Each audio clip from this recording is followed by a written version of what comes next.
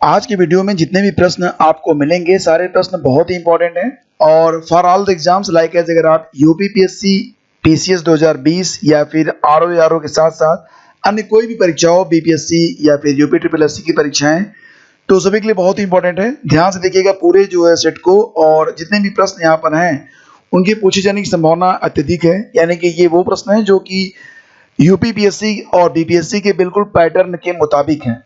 और देखिए, अगर आप सोशल मीडिया पर सक्रिय रहते हैं तो सोशल मीडिया पर मेरी आईडी है स्टडी विज्ञान इंस्टाग्राम पर, और फॉलो करना बिल्कुल भी मत भूलिएगा। यहाँ पर आपको लेटेस्ट क्विज और सामान्य ज्ञान करंट अफेयर्स की जो पोस्ट होती है वो आपकी काफ़ी हेल्प कर सकती है सभी एग्जाम्स को क्रैक करने के लिए। तो चलिए शुरू करते हैं। और यहाँ पर सबसे पहले बात करेंगे, एक साइंस का क्वेश्चन है कि सबसे भारी जो प्राकृतिक तत्व होता है, नेचुरल एलिमेंट जो सबसे भारी होता है वो कौन सा होता है। और यहाँ पर देखिए कुछ लोग गलती कर जाते हैं, वो जवाब दे देंगे मरकरी। अगर आप भी मरकरी को ही मानते हैं तो आपका जवाब बिल्कुल गलत है, मरकरी नहीं, इसका सही जवाब बनेगा यूरेनियम। देखिए, जो यूरेनियम होता है, प्राकृतिक यूरेनियम, नेचुरल यूरेनियम, उसके दो समस्थानिक होते हैं और इसके बारे में आप जानते होंगे। एक तो होता है 92U235 और दूसरा होता है 92U238। तो इसमें जो 92U235 है ये ज़्यादा अनस्टेबल होता है, यानी कि ये ज़्यादा विखंडनीय है। तो ये याद रखना कि जो सबसे भारी प्राकृतिक तत्व है वो यूरेनियम है। तो ऑप्शन ए इसका सही जवाब है। जो प्राकृतिक रबर होता है वो किसका बहुलक माना जाता है। देखिए, ये क्वेश्चन बहुत बार रिपीट हुआ है और इसलिए आपको बिल्कुल रटा हुआ होना चाहिए। और एक सवाल और भी कि जो प्राकृतिक रबर होता है तो दुनिया में इसमें सबसे अधिक उत्पादन करने वाले जो दो देश हैं उनके नाम भी आपको पता होने चाहिए, वो मैं आपको बताऊंगा। लेकिन आपको सबसे पहले बता दूं कि प्राकृतिक रबर जो होता है ये आइसोप्रीन का बहुलक माना जाता है, आइसोप्रीन का, ठीक है। और दुनिया के जो सबसे अधिक नेचुरल रबर, प्राकृतिक रबर के उत्पादक देश हैं तो उसमें एक तो है थाईलैंड और दूसरा देश आपको याद आ गया होगा, दैट इज इंडोनेशिया, ठीक है। तो ये क्वेश्चन मैं कई बार पढ़ा चुका हूं जब मैं खंड शिक्षा अधिकारी की तैयारी करवा रहा था उस दौरान। तो ये याद रखना, ये काफी इंपॉर्टेंट क्वेश्चन है जिसका जवाब है ऑप्शन ए। हड्डियों का अध्ययन विज्ञान की किस शाखा के अंतर्गत किया जाता है। देखिए, जो हड्डियों का अध्ययन होता है वो विज्ञान की किस शाखा के अंतर्गत किया जाता है ये आपको बताना है। और इसका जो सही जवाब है वो क्या बनेगा, देखिए इसको बोलते हैं ऑस्टियोलॉजी। ऑप्शन डी इसका सही जवाब बनेगा। ऑस्टियोलॉजी कहते हैं हड्डियों का जो अध्ययन किया जाता है विज्ञान की उस शाखा को ऑस्टियोलॉजी कहते हैं।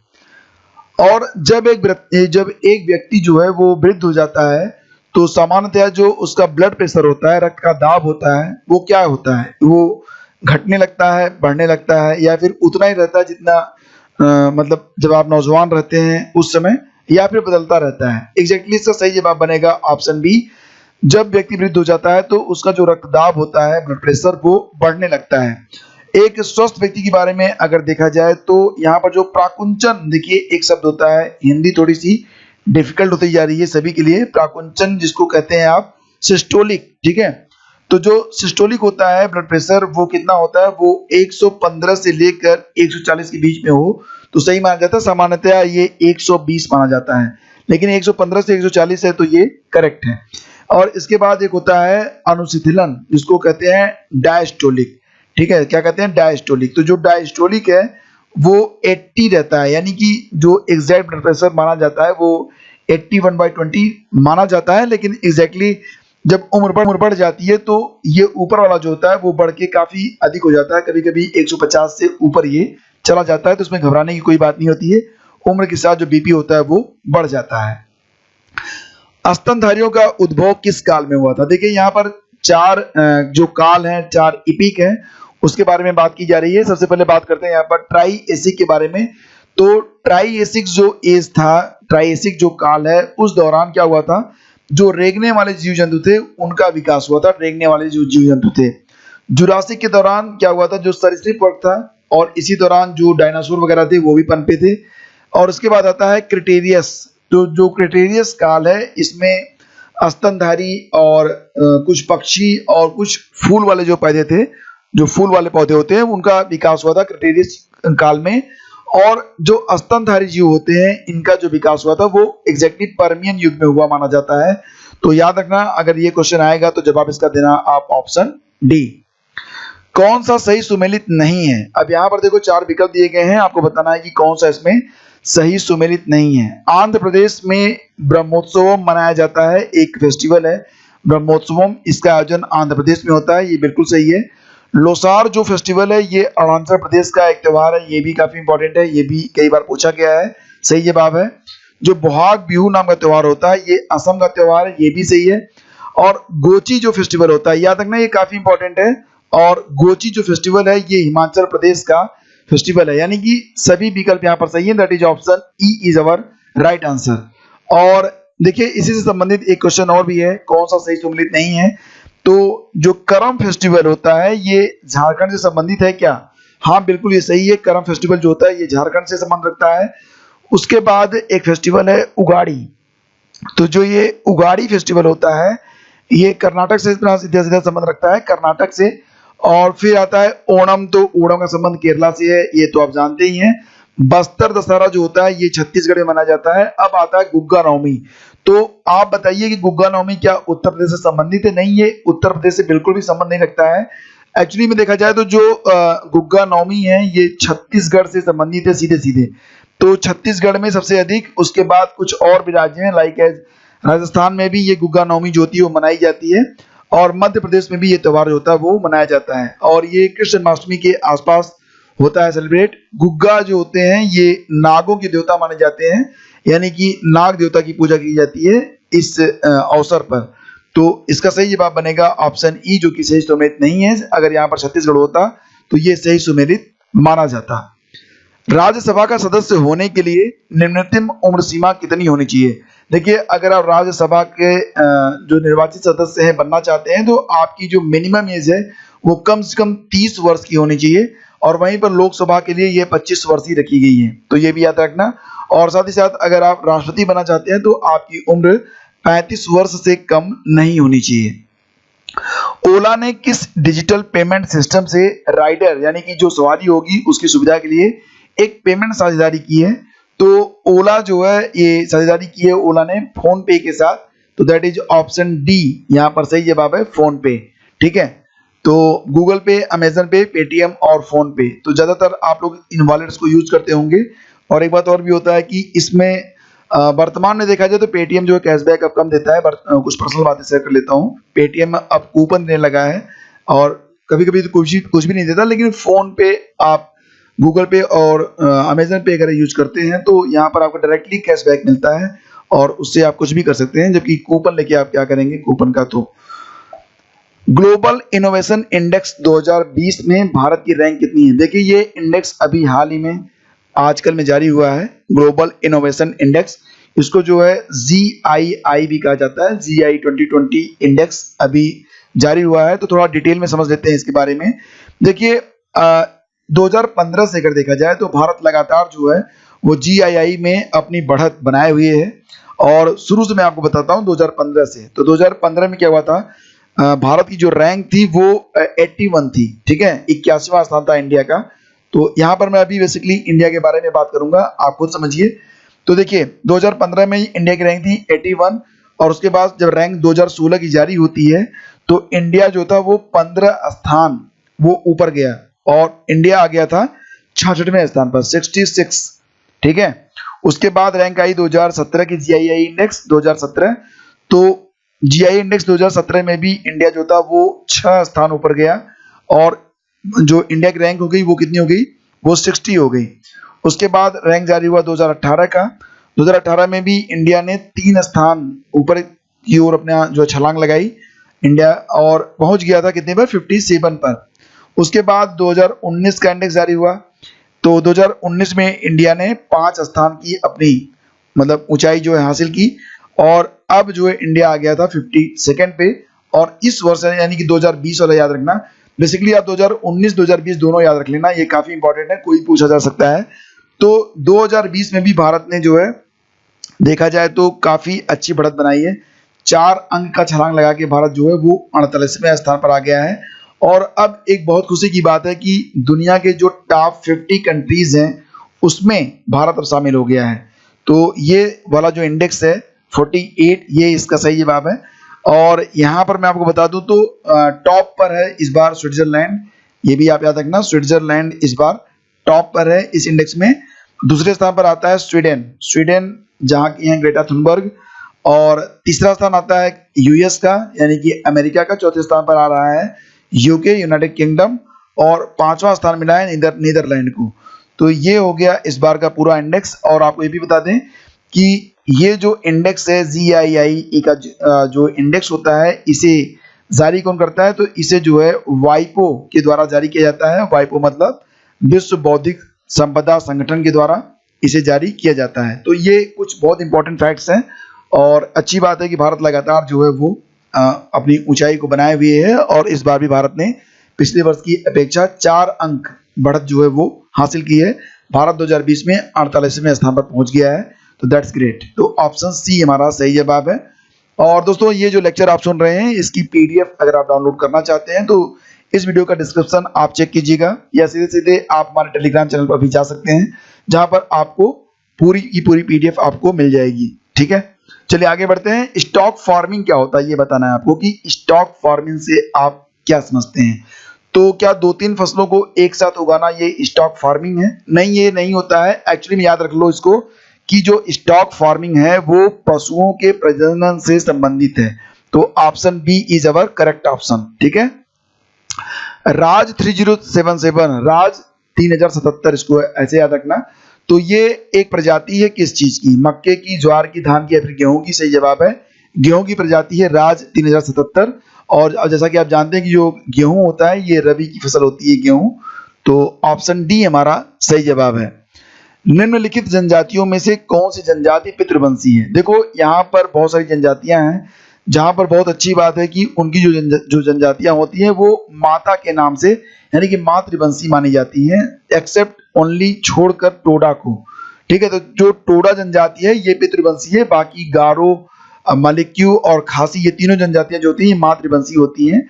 केवल टोडा जो है ये पितृवंशी है। और टोडा में एक से अधिक महिलाओं से भी लोग विवाह करते हैं। तो ऑप्शन डी इसका सही जवाब है। ये बिल्कुल आप अच्छे से समझ लो, इसको आप याद रख लो। और इसी के साथ आगे बढ़ते हैं। भक्त तुकाराम का नाम आपने जरूर सुना होगा। आपको जवाब ये देना है कि भक्त तुकाराम किस मुगल शासक के समकालीन थे? बाबर, अकबर, जहांगीर या फिर औरंगजेब? और अगर आप यहाँ पर गेस करते हैं ऑप्शन सी को तो आपका जवाब बिल्कुल सही होगा। जहांगीर के समकालीन थे भक्त तुकाराम। तो ये आप बिल्कुल रट लेना इसको। और भारत के विभाजन को टालने का जो अंतिम अवसर था वो कब समाप्त हो गया था? 4 विकल्प यहाँ पर दिए गए हैं। ये क्वेश्चन आपको बिल्कुल रटा हुआ होना चाहिए कि भारत के विभाजन को टालने का जो अंतिम अवसर था वो option C cabinet mission plan को अस्वीकार करने के साथ ही समाप्त हो गया था।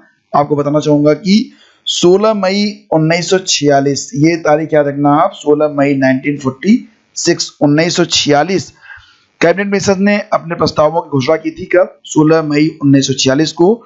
और इसमें अन्य बातों के साथ ही मुस्लिम लीग की पाकिस्तान की मांग को ठुकरा दिया गया था। किंतु मुस्लिम लीग जिसने 6 जून 1946 को कैबिनेट मिशन जो योजना थी उसको स्वीकार कर ली थी।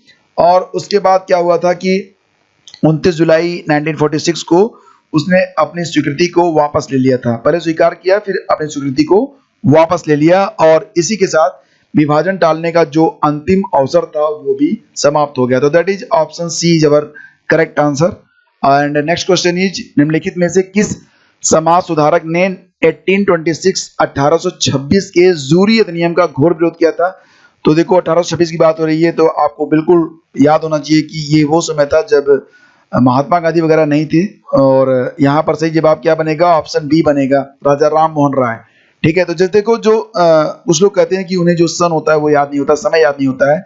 तो उसको आपने कंपेयर किया करो कि ये कौन सा टाइम होगा। तो इसमें कौन कौन से जो पुरुष हैं जो उस समय के जो मुख्य बड़ी पर्सनालिटी व्यक्तित्व हैं उनमें से कौन से लोग रहे होंगे, कौन से लोग नहीं रहे होंगे। ये चीजें अगर आप कंपैरिजन करोगे, एक कंपैरिजन ऐसे भी कर सकते हो कि कौन छोटा है कौन बड़ा है। तो इससे चीजें दिमाग में बनी रहती हैं क्योंकि वो प्रासंगिक हो जाती हैं आपके दिमाग में, तो आपको याद रहती हैं। ठीक है, तो ऑप्शन बी हमारा सही जवाब बनेगा। और एक शब्द है स्ट्राइगर। आपको बताना है कि स्ट्राइकर जो है ये किस खेल से संबंधित है। स्ट्राइकर, ये आपको बताना है कि स्ट्राइकर जो है ये किस खेल से जुड़ा हुआ शब्द है। सही जवाब क्या बनेगा? Tennis, table tennis, football. नहीं, ये सही जवाब है ऑप्शन डी, क्रिकेट से। ठीक है, अब आप कमेंट करके बताइए अगर आप जानते हैं कि स्ट्राइकर शब्द का प्रयोग क्रिकेट में कब किया जाता है। अगर आप जानते हैं तो फटाफट कमेंट करिए, अब बाकी लोग भी उसे वॉच करेंगे, देखेंगे। भारत ने ओलंपिक फुटबॉल में अब तक केवल एकमात्र विजय हासिल की है। कब हासिल की है ये आपको बताना है। 1952 के हेलसिंकी ओलंपिक में किया था क्या? नहीं, ये किया था 1956 के मेलबर्न ओलंपिक में, दैट इज ऑप्शन बी। और भारत ने 4-2 से ये मैच जीता था, 4-2 से। और मेजबान था ऑस्ट्रेलिया, जिसको भारत ने हराया था, ऑस्ट्रेलिया को। तो ऑप्शन बी हमारा जो है ये सही जवाब है, ये बिल्कुल आप याद रखेंगे। और केंद्र सरकार ने BS6 श्रेणी के सभी वाहन पर किस रंग की एक पट्टी लगाना अनिवार्य कर दिया है। एक पट्टी लगेगी जितने भी BS6 श्रेणी के वाहन होंगे, जिससे पता चलेगा कि ये जो मतलब वाहन है वो BS6 कैटेगरी में आते हैं। और देखो, ये 1 सेंटीमीटर की एक पट्टी होगी, जिसका रंग कौन सा होगा? ये हरे रंग की एक पट्टी होगी और इस पर वाहन की पूरी डिटेल यानी कि जो वाहन का नंबर वगैरह है वो लिखा रहेगा। तो ये लागू कब से होगा? तो ये 1 अक्टूबर 2020 लागू हो जाएगा, यानी कि बस कुछ दिनों के बाद ये चीज आप देखेंगे। तो हरे रंग की पट्टी पर मोबाइल नंबर, हरे रंग की पट्टी पर जो गाड़ी का नंबर होगा वो लिखा रहेगा। और इसी के साथ ये क्वेश्चन नंबर 20, हाल ही में येल विश्वविद्यालय द्वारा द्विवार्षिक रूप से जारी किए जाने वाले पर्यावरण प्रदर्शन सूचकांक 2020 में भारत ने 180वें देशों में कितने स्थान पर रहा। तो एक बात याद रख लो अभी से कि ये जो इंडेक्स है वो 2 साल बाद जारी होता है, यानी कि जो पिछला इंडेक्स था वो 2018 में जारी किया गया था और इसके बाद अब ये 2020 में जारी हुआ है। तो 2020 में जो भारत की रैंक है वो कितनी है? 168। कुल मिला के 180 देशों पर ये रैंक जारी हुई है। और येल विश्वविद्यालय के centre for environmental law and policy और कोलंबिया विश्वविद्यालय के centre for international earth science information network, मैं दोबारा से बता देता हूं, येल विश्वविद्यालय और कोलंबिया विश्वविद्यालय इस पर काम करते हैं और इसे वर्ल्ड इकोनॉमिक फोरम यानी कि विश्व आर्थिक मंच के सहयोग से तैयार किया जाता है। तो जो येल विश्वविद्यालय है उसका centre for environmental law and policy और कोलंबिया विश्वविद्यालय के centre for international earth science information network की संयुक्त पहल है ये। और इस वर्ष यानी कि 2020 में जो भारत की रैंक है वो कितनी है? 168। 2018 में रैंक कितनी थी? तो 2018 में 177 स्थान पर था अपना प्यारा भारत। और ये जो इंडेक्स है वो अभी हाल ही में जारी किया गया था 5 जून 2020 को विश्व पर्यावरण दिवस के अवसर पर। अब देखो, ये क्वेश्चन है आप सभी के लिए और बहुत ही आसान है, इसका जवाब आपको बिल्कुल पता हुआ होना चाहिए। ये बताना है आपको कि जम्मू कश्मीर के कितने फोटोग्राफ पत्रकारों को पिछले वर्ष अगस्त में अनुच्छेद 370 के अधिकतर प्रावधान हटाए जाने के बाद क्षेत्र में जारी बंद के दौरान सराहनीय कार्य करने के लिए पुलित्जर पुरस्कार 2020 से सम्मानित किया गया है। एक्चुअली में 2019 होना चाहिए क्योंकि ये पिछले साल दिया गया था। तो कितने पत्रकार थे? 1, 2, 3 या फिर 4? ये आपको कमेंट करके बताना है। नाम अगर बता सके तो अच्छी बात है। गूगल अलाउड है, गूगल आप कर सकते हैं जवाब। देखो, जो भी क्वेश्चन आपको लगता है कि भूल जाएगा तो उसको आप अधिक से अधिक लिखा करोगे तो वो चीजें भूलेंगी नहीं। और ये जो लेक्चर है इसकी PDF आपको मिल जाएगी हमारे टेलीग्राम चैनल से। तो टेलीग्राम चैनल है कौन सा? स्टडी विद ज्ञान प्रकाश। और देखो, ये जो डिटेल अब तक कुल मिला के 14 लेक्चर आपके हो गए हैं। तो 14 लेक्चर की जो PDF है, कंबाइंड PDF पूरी डिटेलिंग के साथ आपको प्रोवाइड की जाएगी बहुत जल्दी। और इसी के साथ क्लासें चलती रहेंगी। तो 10-10 क्लास जो कंप्लीट होगी उसकी पूरी PDF आपको दी जाएगी। तो चलिए, इस पर काम चल रहा है। जैसे ही हमें इसके बारे में पता चलता है कि काम कंप्लीट हो गया, आपको ये PDF प्रोवाइड कर दी जाएगी। Thank you so much. Have a great day. जय हिंद।